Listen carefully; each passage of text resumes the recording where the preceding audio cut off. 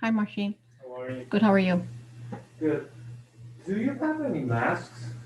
Masks? Yeah. Yeah, like the one you have? Yeah. I'm running low. They're getting dirty. So.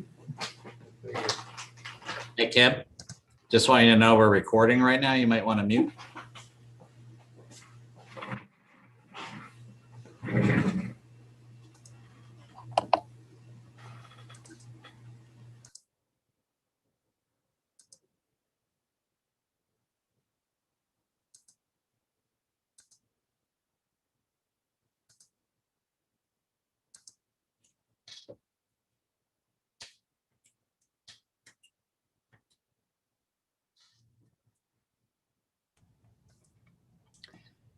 So I know we're recording, but I just want to Ed, make, can you send another invite to Dr. Sunday, please? With the link? I'm in the middle of going live, but I will. Wait, I think I can do it. Yeah, that'd be great. Yep. so Ed, I want to make sure that I can share my screen. Okay, if you could hold on, I'm just in the middle of getting the live link going. Yeah, I'm gonna send him one right now too. I just sent him an invite. Again. Bye.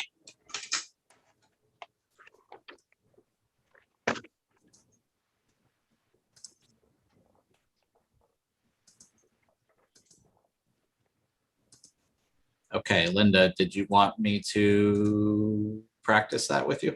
Please. Okay. So I'm gonna click share my screen, Right. and you said you did. It says the host disabled the participant screen sharing. Ooh, okay. So I'm going to enable all panelists who can start sharing. So as of right now, that should have changed. Okay. So here we go, and I can just click on this. But I thought I already had it set up. So I see that presentation now. Right, but I'm not seeing it as a slideshow. It's, oh, there we go. Okay. So that's what I want to see when we're ready. So And it looks like we have attendees already here. Right, we are live recording, just so everyone knows. We have some attendees coming in. We have 4 more minutes until the official start time, so. Hi, Kim. So let me just try one more, make sure I have that ready. Looks like the live feed is working fine, so we have some people who are watch only. We have our panelists, and then we have our attendees who can ask questions.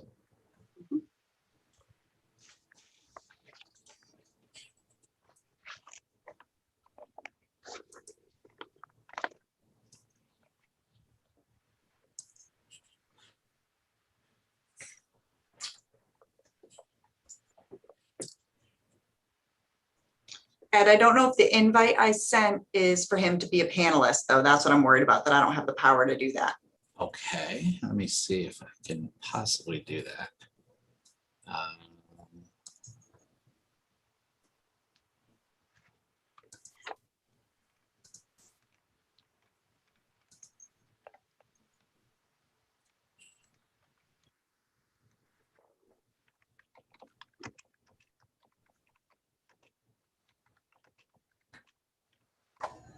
Hi, Pam. Hello, how's everybody? Hi, Kim.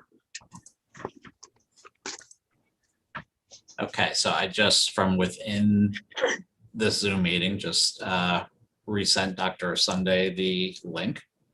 So I'm not sure if someone's communicating with them right now, but he should have received that. I could call downstairs.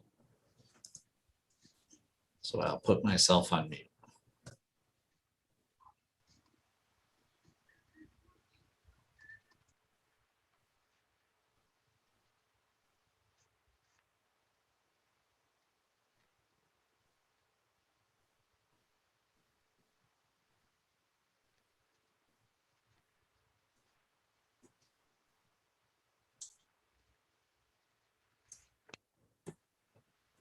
Right. Attendees, I saw we had 10 who registered. So half of our attendees are here. And in terms of panelists, we're almost all here. Linda, you stopped sharing your screen, I assume, because I didn't. Okay, good.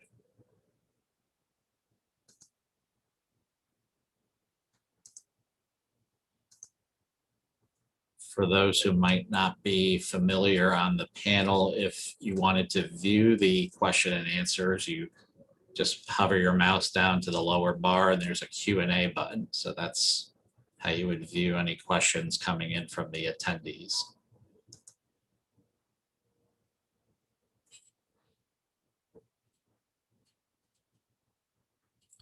Just to say again, we are recording right now and we're also live on YouTube right now, just so everyone's aware.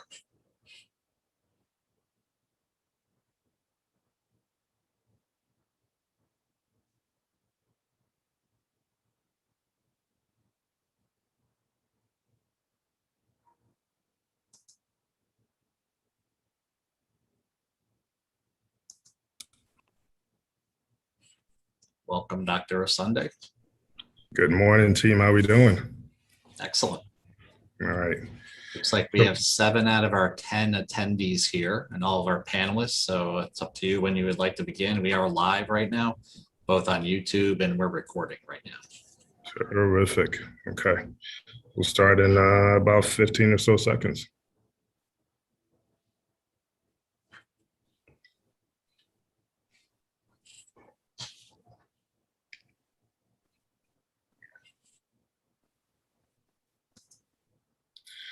All right, good morning, everybody. My name is Dr. Osunde. I am the new superintendent of schools here at Stratford Public Schools. I would like to say to our guests, thank you for taking time on your Friday morning to join us. With me here today, I have district leaders, cabinet members, and in a few moments, I'm going to ask them to introduce themselves as well as the departments that they supervise. We are doing a presentation to garner stakeholder input. As you all know, we are receiving federal funds, which will be dispersed by the State Department of Education here in Connecticut, which is the American Rescue Plan Elementary and Secondary Schools Emergency Relief Fund. Part of this process for us is to get ideas and suggestions from our families, community stakeholders as to how we can utilize the funds to ensure a safe return to schools. Our district leaders have ideas, our principals have some ideas, our teachers will have some ideas, and our board members will have some ideas, but we want to hear from you. So we have a brief presentation, I believe it's about 8 or 10 slides, and we're going to ask you to take notes and hold in your questions while we're covering the content. We're going to ask you to take notes. And after we present, we'll open up the floor for conversation. And while you're doing this, you'll also have the chat feature where you can submit some ideas, which we'll pull a little bit later and use as we construct our plan. So with that, let's go ahead and do some quick introductions, starting with Mr. Malloy. Hey, hi, I'm Ed Malloy, Director of Technology for Stratford Schools. I oversee IT operations and our data operations, and I collaborate with almost every other department. Very good. Dr. Gaeta? Good morning, everyone. I'm Linda Gaeta. I'm the Assistant Superintendent for Stratford Public Schools, and my office oversees the teaching and learning in the district, and we work collaboratively with everybody who is on the screen with us today. Thank you for being here. Very good. Ms. Mangini? Yes, good morning, everyone. I'm Pam Mangini. I'm the Chief Operating Officer for the school district. I oversee the areas of finance and business operations, which covers everything from transportation to food service programs. And like IT and Dr. Gaeta's office, I do touch base with everyone here as well. Thank you. Ms. Borges? Hi, I'm Heather Borges. I'm the Director of Pupil Services for the Stratford Public Schools. I oversee all of special education pre-K through age 22, as well as co-chairing your SEL and Equity Committee and your Title IX Coordinator. Excellent. Ms. Velasquez? Good morning, everybody. I'm the head nurse for Stratford Public Schools. I oversee the nurses for each school, in addition to our private Catholic schools in the district also. And again, I reach out to all departments and we work collaboratively together. So thank you for joining us today. Thank you, Ms. Velasquez. It's my understanding you've been a critical piece of the work we've done, and everybody's raved about that. So thank you for caring for our kids, our staff, and our families. And finally, Dr. Clement. Good morning. I'm Kevin Clemmy. I'm the grant administrator for the district, and I work with everybody here and a lot of other people in the district to secure more funds for the district to do its good work and to manage those funds and make sure they're spent appropriately once they come in. Dr. Clemmy is the brains behind this operation, so thank you for joining us. All right, a lot of great things happening. We're excited about welcoming our kids back. Let's go ahead and let's start the presentation again. Hang on to your questions. After the brief presentation, we will field some questions from our families and friends. All right.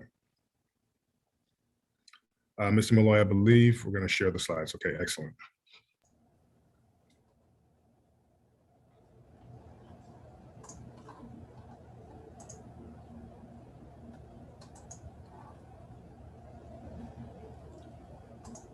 Okay, I guess I will start us off.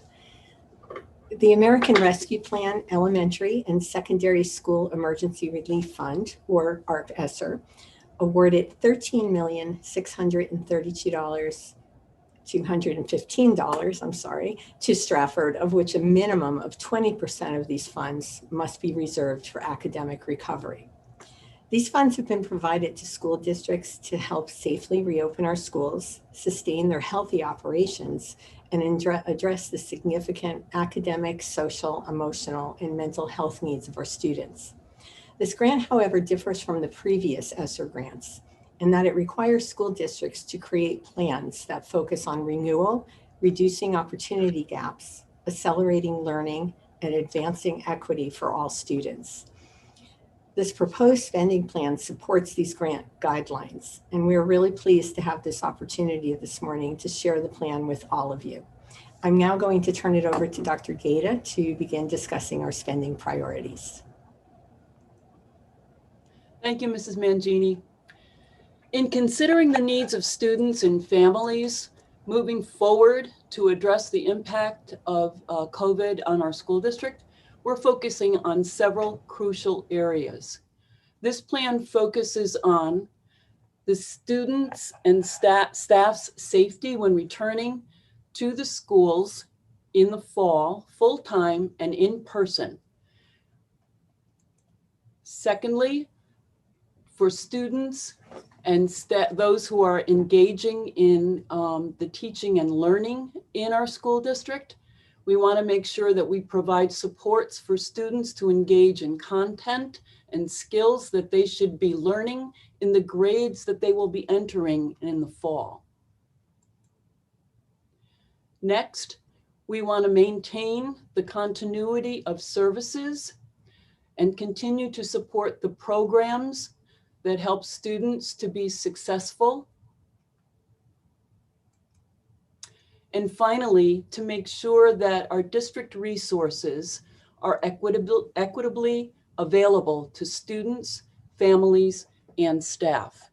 So these were really the four main categories that this particular grant application addresses. The first category, academic support, is really the category that gets the most funding.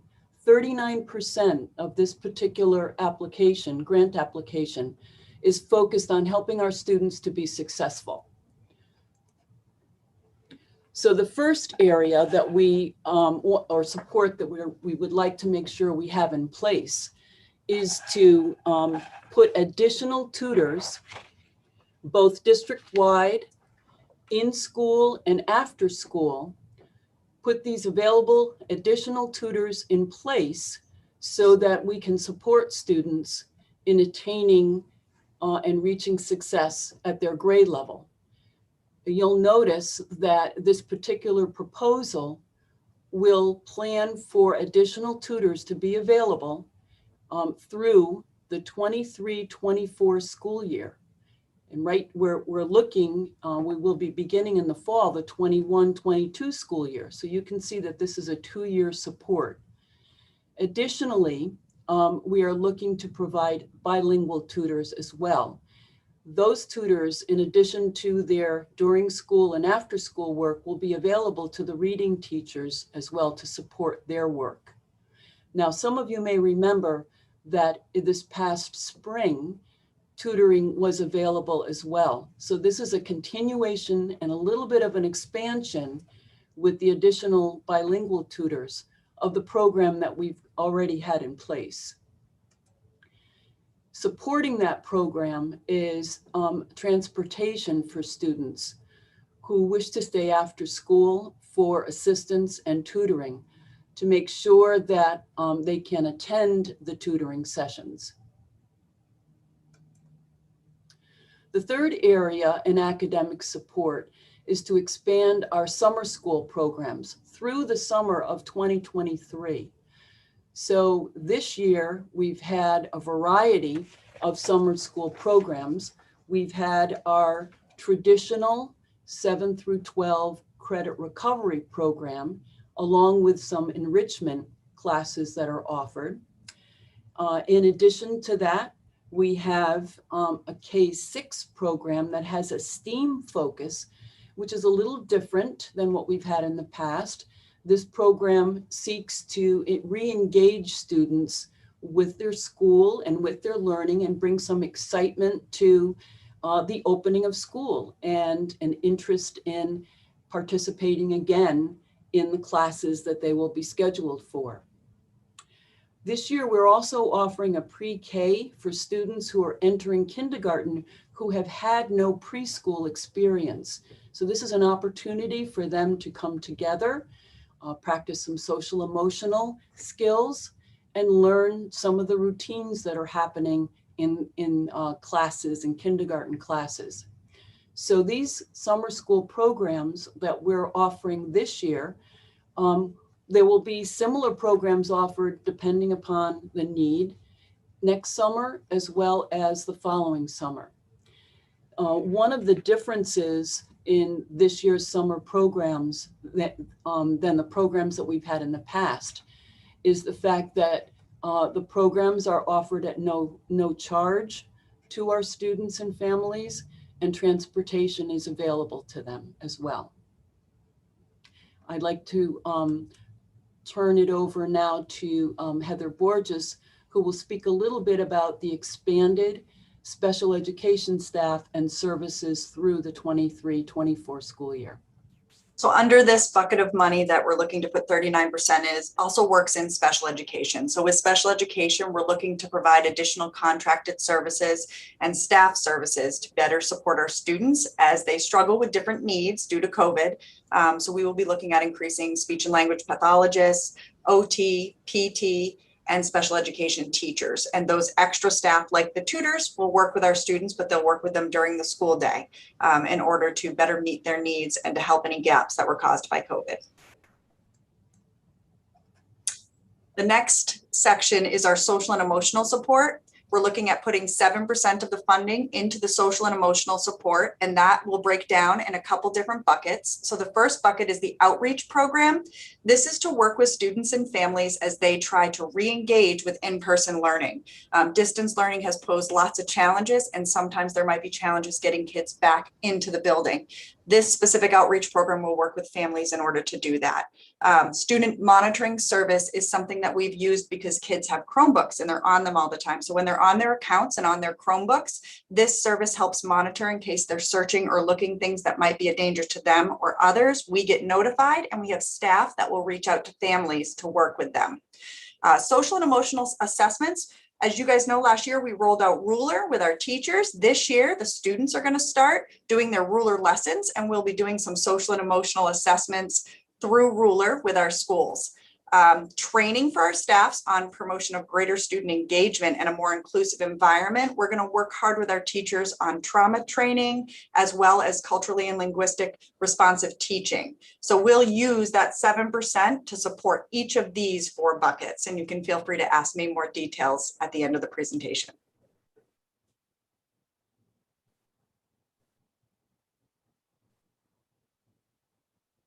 Is Kim still here? I can't see her. Kim, you're next. It's like she's not here. I'm here. Oh, Okay. there she is. Here I am. So our next category is health and safety. Currently, we are looking to get additional staff. This will support the nurses in terms of COVID screening, additional health concerns that may be related to COVID. Also, it'll support any social and emotional issues. It will support our staff in terms of children returning to school and reaching out, making sure the children are compliant with things that they may have missed this past school year. Also under this category, we'll be looking at additional safety equipment, PPE, cleaning supplies. Just like we did last year, this will help us to fund any additional items that we'll need over the next coming year, and then also the 23-24 year. We can move to the next category. Okay, so during the past year, we used funding to help purchase additional Chromebooks, Chromebook parts such as power supply screens, video conferencing technologies, and some software applications to assist teachers with online instruction. Moving forward, we have some similar needs. We're going to hopefully continue refreshing Chromebooks, continue with some software programs that are unique to online learning. One particular one is called Kami. But in addition, we also are going to use these funds for technical support. There is an increased demand based on these Chromebooks and repairs. We've also discussed some possibilities of using funding to strengthen the network, some network hardware, wireless access technologies. So all the technologies that were necessary for the online learning environment, but also live learning environment.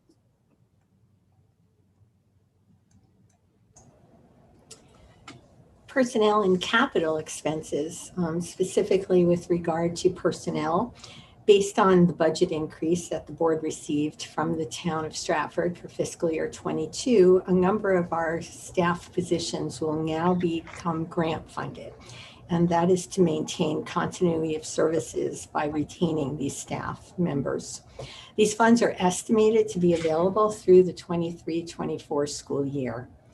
In addition, with regard to our capital expenditures, we have set aside an allocation of 10% of the grant award for capital. We are still working through exactly what capital items will be paid for through this request. However, we are really focusing on those that are related to air circulation as well as technology and equipment.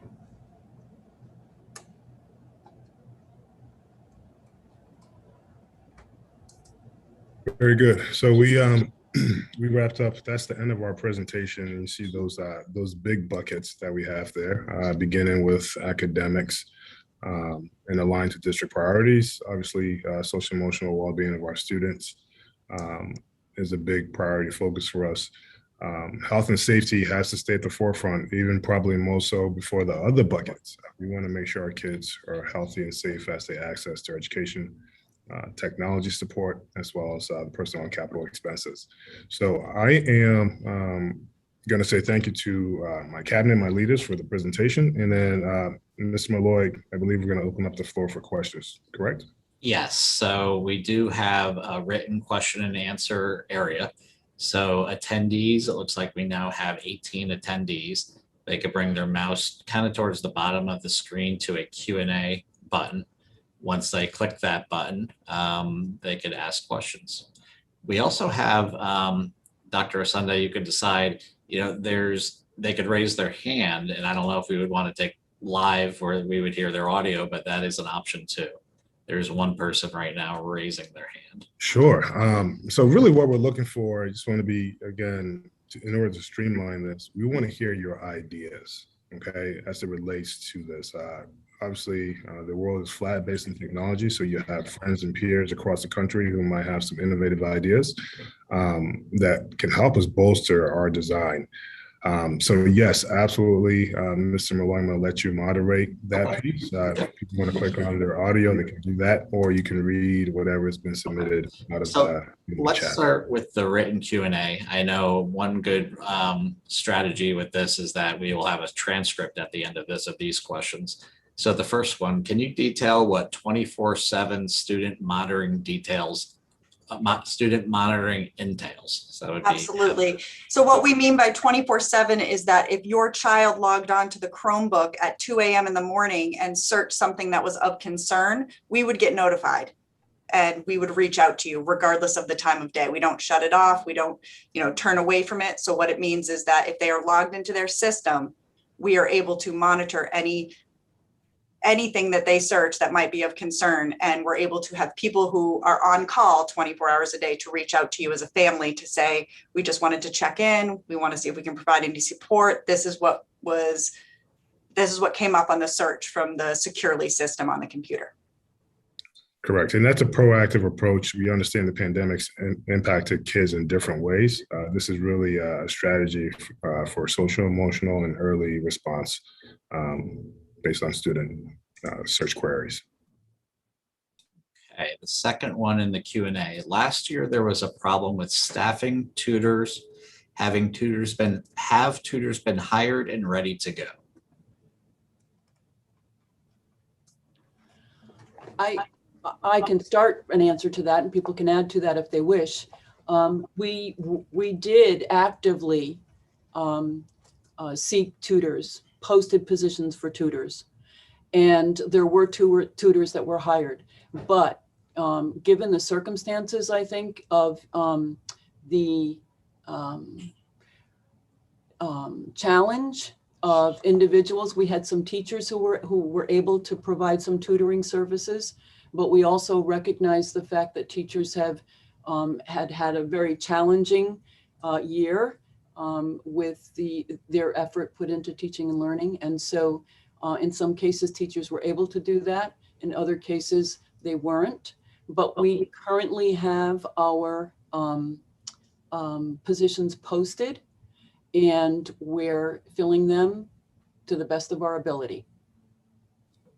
Right, and I would extend on that. Thank you for that, Dr. Gaeta. We have our positions posted, but we are subject to the market.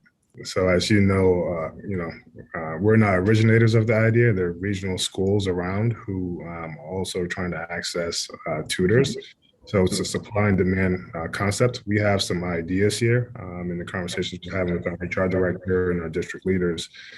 We have some ideas that we most recently discussed that we hope will be able to generate more tutors to support our kids in our teachers' work. Okay, next question. I am new to Stratford, coming from New York City. How are you applying Ruler per grade level? My children are going into 7th and 11th grade. I can take that one as well. So Ruler was rolled out last year where our teachers and the buildings had training. Each building worked together to make sure that they had a systematic approach to providing the lessons. So in the middle school, your child will receive lessons weekly on Ruler, and the whole school has been trained. So the language and the lingo behind Ruler, they'll see everywhere, from the cafeteria to the gym, to whether or not they're meeting with a guidance counselor or a social worker. The school will create its own motto and saying, and they'll follow it in each of those, but the actual lessons will be delivered in your child's classes weekly. Okay. Next question. Are you looking to other districts and what has been working for them? Also, will we have more time to give ideas instead of just now on the spot? Will there be a survey? In your invite, you received a link for a Google Forms where you can add ideas, and we'll be collecting those over the next 2 weeks. So you can feel free, if you leave here and have something you'd like to add, right in your invite was a Google form you could click on, and you can put anything that you come up with for suggestions after this meeting. So I can speak a little bit about the collaboration for ideas with other districts. Superintendents do talk, okay? And we share ideas, we share best practices. Every district is contextually different and their needs are different. We do understand that, but we do talk. Also, the State Department of Education releases resources on a regular basis that goes up to superintendents and assistant superintendents. So ultimately, we review those things, and if it makes sense for us, our kids and our families and our staff, we'll make the necessary modifications and implement them accordingly. But the one thing that is very evident, and it feels like we've been in this for 15 to 18 months now, is there is no blueprint for this. So the best way to make sure our kids can access education is to share the best ideas. So we do talk. We talk to principals, talk to other principals, assistant principals, talk to other assistant principals, and then we try to formulate the best plan for our kids in our schools. Okay, next question. Where are the preschool service and summer programs being promoted? Okay, well, we're using several buildings in the district.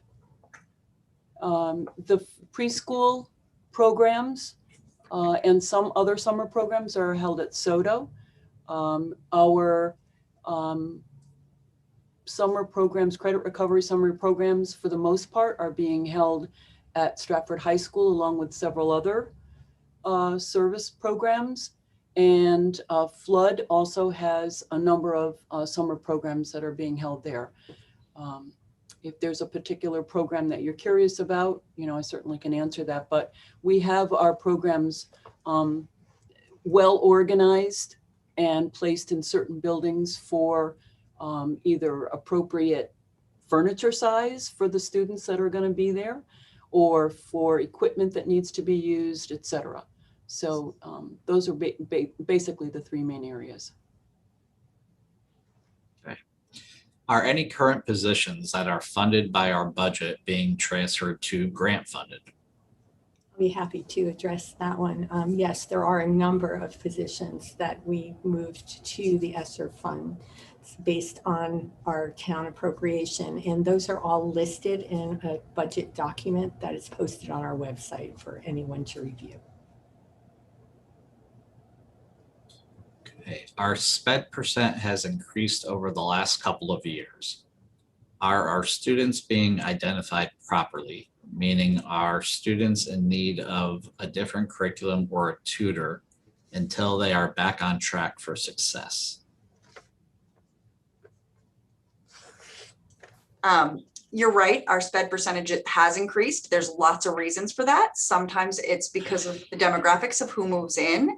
We had a lot of move-ins last year and welcomed some wonderful new students that also had special education needs. And so that does increase that. As far as our students being identified properly, yes, we go through the proper channels in order to identify a student with special needs. And we tried very hard to make sure the continuum of service is expanded. And this COVID money is going to really help us expand to help kids that just need to get back on track in order to meet success because they have a COVID gap.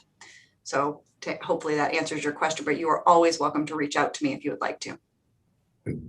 Ms. Borges, that was an excellent response. Perhaps also give a brief synopsis of some of the SRBI work we're doing, right, to help mitigate, or respond to some of those numbers, particularly at the tier 1 level.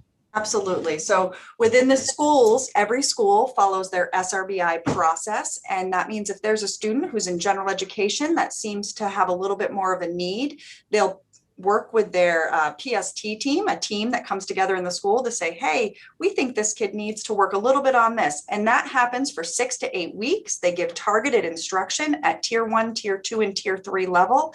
That could happen throughout 6 to 8 weeks, then another 6 to 8 weeks. You as a parent should be getting information on how your child is doing with those extra continuum of service. This is all before special education.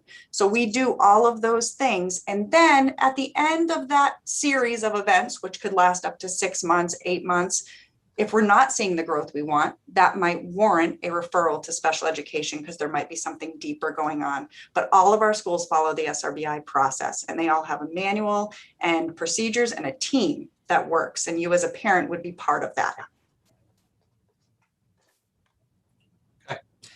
How can I get a better understanding of Stratford curriculum? It is my understanding Connecticut does standardized testing. At our district website, which you can find at stratfordk12.org, there is a menu bar, and you'll see a link for teaching and learning. There's a drop-down menu, and you can find an overview of curricula at each of our grade levels there. You can also contact my office if you have a specific request about a particular curriculum. Connecticut does do standardized testing. Because of COVID last year, we didn't participate. There were, schools, the state decided to pause the testing. However, this most recent school year, we did do standardized testing. And my expectation is that we'll continue with that. There will be a presentation made to the board publicly in the fall, once all of the results of the testing are completed.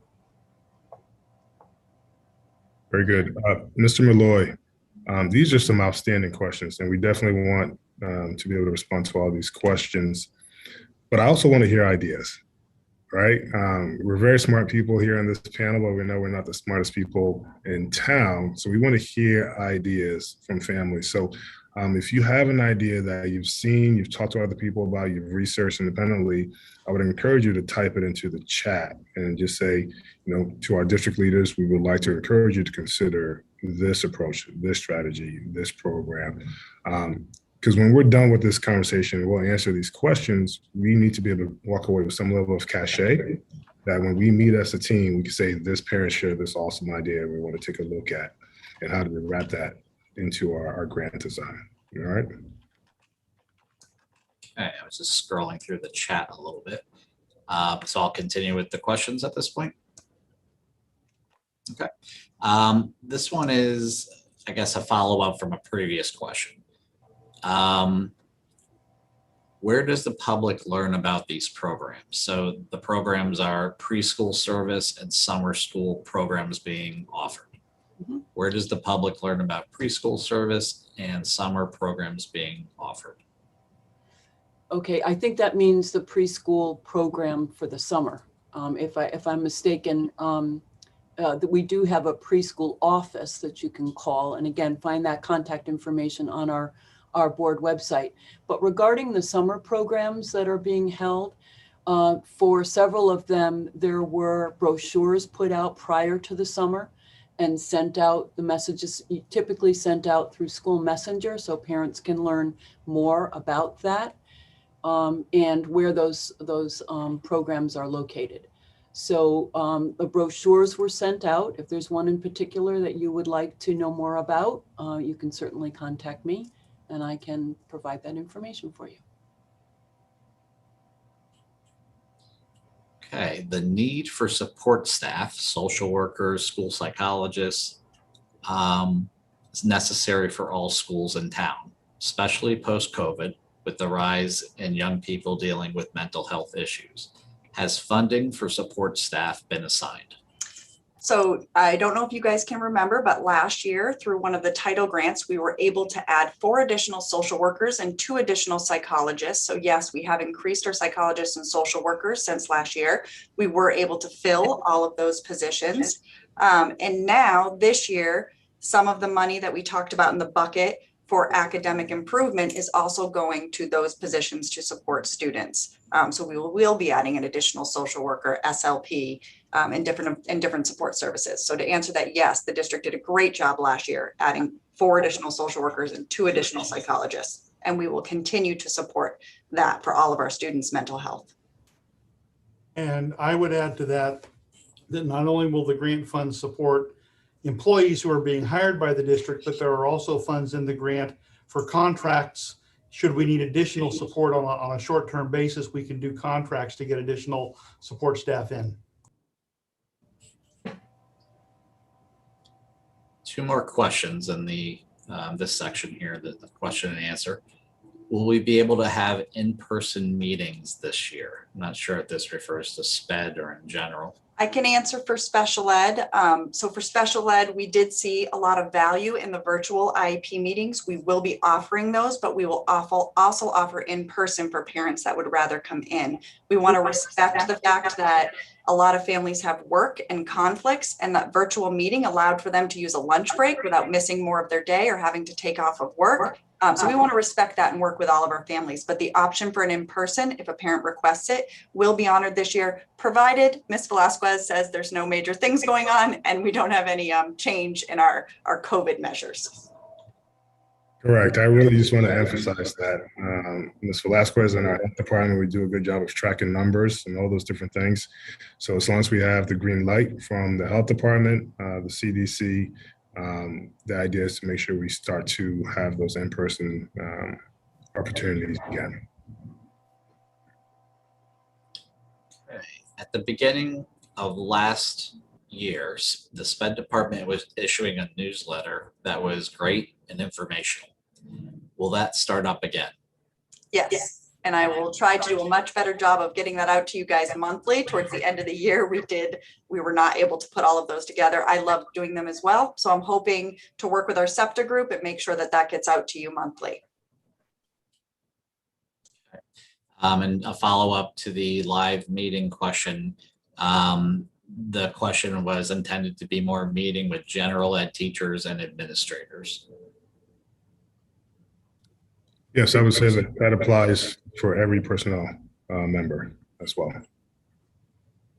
So that concludes the 13 questions in the question and answer area.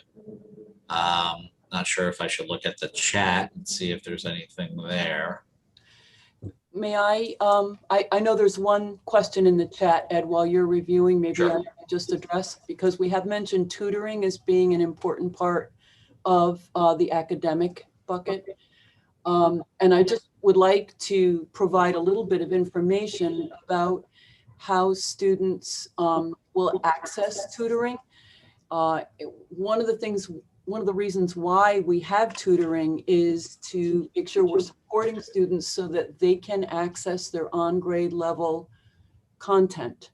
And so if there are some students who are struggling with that and need a little more support, they typically will rise and become very obvious to us.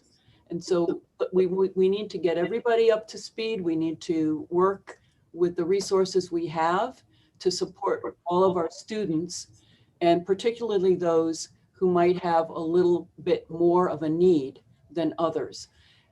Tutoring will be offered during the school day as well as after school as well. And our building administrators have had some experience with this last year. So I think they're going to come into the school year, ready to begin this process. And as Heather and Dr. Asunde already spoke to, the SRBI process, that's going to be key in us having information to look at students, know what the expectation for the grade level standards will be, and then to start working with the tutoring resources to get students that help. I also think moving forward that this will be an ongoing conversation, not just for tutoring, but looking at what our needs are for students. And so, as we go through the next year, we will continue to have conversations to see how effective our resources are. And following that same question that you just answered, Linda, is a question, how are you ensuring consistency with Ruler across the schools? So let me explain that. With Ruler training last year came a coach. The coach came in from Ruler, from Yale, and came in and worked with each of the schools. So they identified the lessons. So there will be consistency because all the elementary schools have the 20 lessons that were identified by their coach. What I mean by the schools have the flexibility of rolling out those lessons. In elementary, your schedule is very different than middle and high school. So where and what class and during what time those lessons will be taught are kind of by grade level versus saying everybody's going to teach it first thing in the morning right away. But each of the lessons will be taught. The coaches continue to work with the schools to ensure consistency, as well as down here, our equity and SEL committee will also be reaching out to the schools to make sure that they have the consistency that we need to roll out the program with the students. I do see one more Yeah, question. Go If ahead. I may, I was just going to comment that I think it's important to stress that we did get a great suggestion about considering more after-school opportunities for our students, such as clubs, reading clubs, art, chess. So I know that's something that we as a cabinet have discussed previously, and we will certainly make certain that we keep that in the forefront as we finalize this spending plan. The last question, or it's more of a comment. I think parent-teacher conferences should have a virtual option to accommodate busy families and non-traditional work schedules. So we've certainly have, our staff has learned a lot about video conferencing and online meetings this year, so it's possible. That's one of the very positive things that have come out of our new learning, over the last year or so, that we can offer multiple ways to stay in touch. Okay, so scanning the chat, I think we've covered everything that has been asked. Certainly the 15 Q&A questions. There's one more that just came in. How are we planning to incorporate technology with student learning while they are back in person? So I could address at least part of that, which is we certainly have invested a lot in technology in the last year. Grades 7 through 12 are now a one-to-one take-home Chromebook model. So that changed in the last year. Middle school was not part of that. So that will be a change this year. At the elementary level, we still have a one-to-one also, but it's in a CART model. So every student and every staff member has a Chromebook at this point. Again, the staff has learned a lot on how to use these resources. So at this point, yeah, I'm sure the curriculum department will be doing some work to continue their integrations. The IT department supports that also. We do some of the training that's available. We have resources on our website to show teachers how to use the resources, but ultimately it becomes part of the curriculum writing process. It does, and I would extend on that.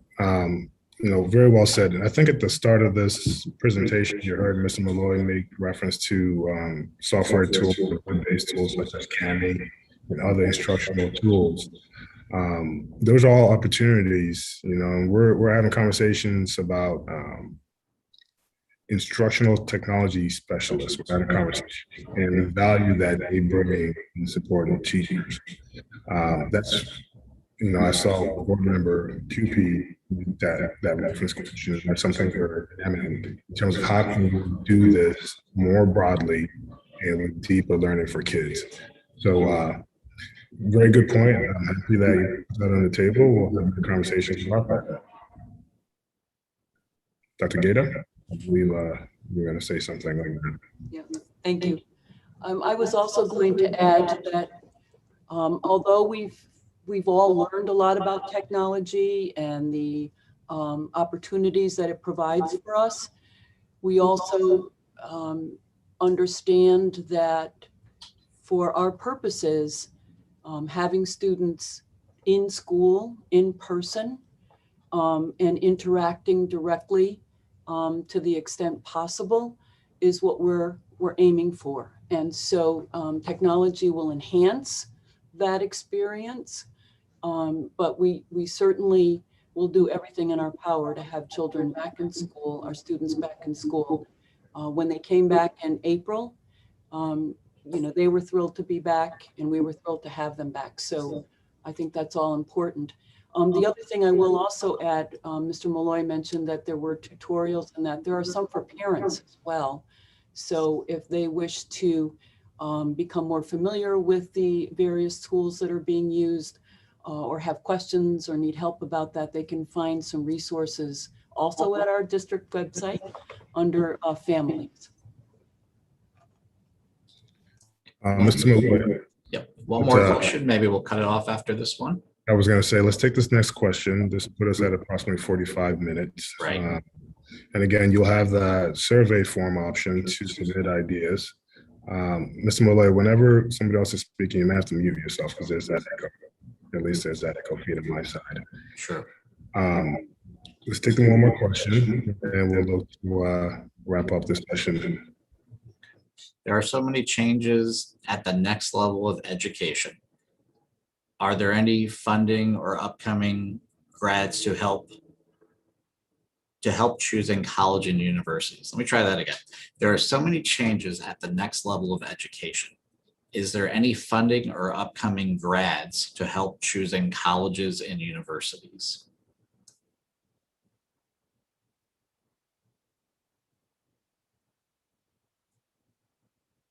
I think what they're trying to ask is there funding going towards helping kids in their post-secondary educations. And I think what we can do is take that as a suggestion. Currently, Pam, I don't believe that falls under one of the buckets, or Kevin, that we've seen, but we could definitely take that as a suggestion. Yeah, I agree. No, there is not currently a bucket for that. I do think that some of it falls under the additional supports that we are providing, maybe in guiding our high school students in that area, but nothing specific. So we'll definitely log that as a suggestion. Thank you. And I'll just make one other comment. Prior to the pandemic, Stratford always sent out an alumni survey. And so we really appreciated it when our returning graduates filled out the survey. We had some contact information to reach out to them after they graduated. And so this will be another way that they can provide input and help us out when we ask questions like, how well prepared are you for, the position you're in, whether it be college, whether it be career, whatever it happens to be. They have an opportunity to directly speak back to us. So I expect that we will continue that practice once we start school up at the beginning of the school year and continue throughout the years that follow.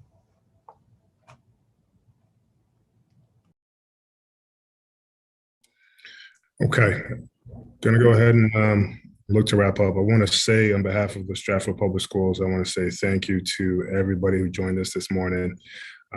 We have another session this evening at 6 p.m. So if anything pops up in your mind between now and then, please, you're more than welcome to join us there. But otherwise, please speak to your neighbors, your friends, and encourage them to join us at the evening session. We understand that the early part of the day is not the easiest time to join this conversation, but we look forward to your partnership and we look forward to hearing your voice so we can do some great work for your kids.